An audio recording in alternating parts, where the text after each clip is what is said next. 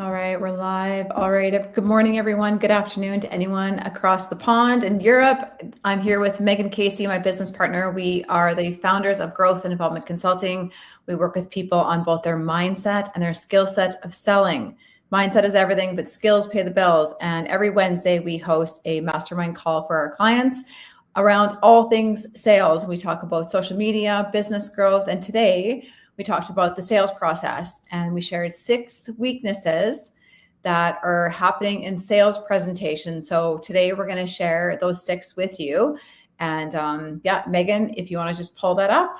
Yes, so let's get into it. And, whatever we focus on with our minds expands. So we work with a lot of entrepreneurs and sales professionals, and, there's all these other things on the to-do list, but we want to keep the sales top of mind and remembering what sales really is. You are facilitating a decision, and them deciding to work with you, whether you have a product or service, is going to expand their life in some way. So we want to iron out some of the challenges in the sales presentation. And here are 6 of the most common issues that come up in sales. We'll go through them briefly. And if anyone has any questions on this, feel free to reach out to us. So the first one is failure to present a motive for buying. Okay, you have to figure out in the sales presentation why they're there, the prospect. Why did they book the call? What's their motive for buying? And what you want to be careful here is not to project the motive onto them. Oh, they're probably here for this reason. Leadership sales is you ask good questions, you figure out their motive, and you can mirror that back to them. Okay, so there's 9 basic motives of human beings. You want to make sure you know them, that they're top of mind. And as you move through the process, you say, okay, this person's really motivated by love of family. They're really motivated by financial gain. They're really motivated by developing themselves. So that's so important. They need a reason to do something. Okay, so that's part 1. Okay, part 2, Debbie? Yes, so part 2 is lack of persistence in sales presentation and in closing, and also I would say in follow-up too. With persistence, we will win. So being persistent in the sales presentation, not letting people off the hook. If you know you can help them, it is your duty to sign them up. And if they're not at the right fit for you to work with you, feel free to refer them to somebody that is. But most likely, if they're on a call with you, you can probably help them with something. So persistence is huge in selling. How persistent are you throughout the follow-up process, through nurturing people, and then on the sales presentation and in closing? So the persistence is a huge skill in selling. I've been in sales for 20 years. 6 years in the online space. And yes, I would say that's a huge skill when it comes to selling. So a lack of persistence, yes, will not help you close very many sales. So what's number 3, Megan? You want to be pleasantly persistent. Yes. Okay. And just remember, what are you navigating? A lot of people struggle making decisions. They have all these reasons. Their paradigm is telling them to stay in their comfort zone. So you just got to be, if you know you can help them, persist. Okay, failure to qualify prospective buyers. Now, some people, depending on your sales process, you might have some format to qualify them prior to the call, but it might also be on the call. You book a call with you think it could be a good fit. And again, it comes back to the right questions. So we teach a format, a sequence of questions that make sense, but also not only does it build rapport through the process, but it actually starts to determine, is this a right match for my product or service? Because at the end of the day, we're looking for right matches. Now, sometimes if you're experiencing calls that aren't closing, don't blame the prospect either, they weren't qualified. Maybe they were. So we want to really develop our skill set so that you're determining that the person is or isn't a match. But if they're a match, you're not letting them off the hook, being they weren't ready or they weren't motivated. It's were they not motivated, or did you not have a process to inspire more motivation? So that's professional sales. So qualifying them, and like I said, some people do questionnaires and things before the sales process, but oftentimes it's on the call. Mm-hmm. Okay, what's part 4, Debbie? Okay, a failure to neutralize the minds of the prospective buyers. Okay, so neutralizing the mind is kind of when any objections come up, not to get kind of hung up on them. And staying in control during the sales process, having a neutral mind yourself and inspiring your prospect to have a neutral mind. You don't go too high with the highs and too low with the lows. So the best way to do that is really to get them into their imagination, which is number 5.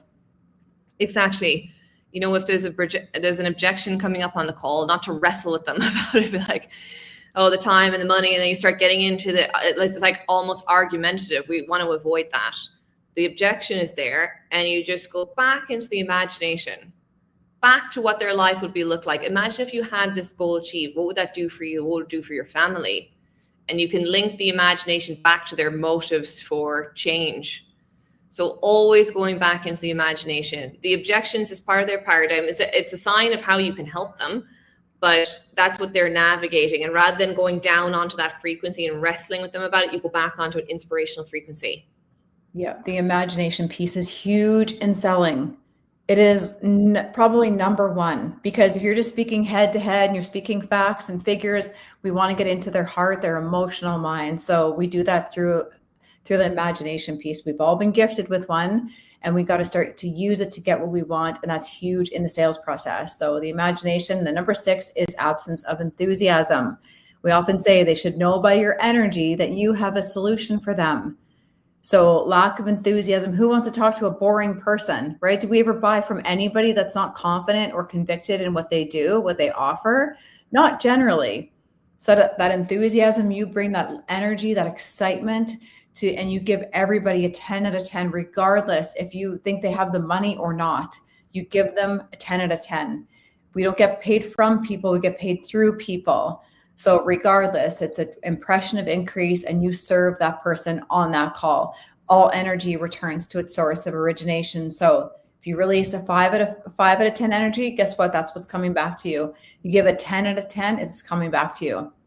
So you just leave everybody better than you found them, and you hold them, but then you hold them to a higher standard. They're speaking with you for a reason. So it's not letting them off the hook. And really what you're doing is facilitating a decision, and you're in that good energy and enthusiasm that you can help them and you will help them. So enthusiasm is like the highest paid skill in sales. So make sure that you're bringing it, make sure you have it, and make sure you bring it to every conversation that you have, either on Zoom or in person, but your energy never lies. So make sure that you have that enthusiasm. That's my favorite part of sales, because we love what we do. And yeah, anything to add to that, Megan? Yeah, setting your intention. If you don't feel in the spirit of it, get into the spirit of it. Like, make a decision that you're going to double your enthusiasm today. And it's not like a false enthusiasm. It's just you reconnecting with your why. Yeah. Why are you out there selling in the first place? Well, arguably you have a reason. You want to make an impact. You want to improve these people's lives. So you can connect with that spiritual energy, the spiritual side of your mission that you're on, and bring that good energy to the people. Because realistically, people do need to be inspired. They need your energy. They need your enthusiasm. They need to be inspired to change their life. And arguably, you're asking them to make some sacrifices. Time, money, whatever it is. And anyone that works with us, like, they have to change their habit nature, they have to change their thinking, they have to develop their skill set. So you want to inspire them that they can do it, and bring the energy to that call, okay, to inspire them to change. So those are some of the six common weaknesses in sales presentations. And again, you can take a screenshot of this, you can write them down, but make sure that all of these ideas, these aspects of the presentation are really strong in your process. Mm-hmm. And have the attitude that you do business with me, your life gets better. That's a really good intention to set through the day. And yeah, so sales can be the highest paid profession. It can be the lowest. So your success in life will depend on your confidence, your conviction, your ability to sell. So next week, we'll be talking about objections. So if you want to join us live every Wednesday at 8:30 MST, we'll be going live. So bring your questions, we'll handle some objections, and we'll be talking about that. Anything else, Megan? Yeah, if you want to come and experience one of our mastermind calls, they're on Wednesdays at 9 EST or 7 MST. So if you're in sales and you feel like your results could be better than they are, what don't you know? Like, what do you need to really, everybody has areas that they need to improve, but you might not be fully aware of them. So if you want some ideas, if you want us to review your sales process, reach out to us. This is our specialty. We've been in this space for years now, and we can help you improve your results. So come check out a call, reach out to us, or if you want to book a one-to-one for us to review your sales process with you, you can do that as well. Absolutely. Absolutely. We're here to help you. So thanks for tuning in, and go out there and go serve and go sell. Okay. Have a great day.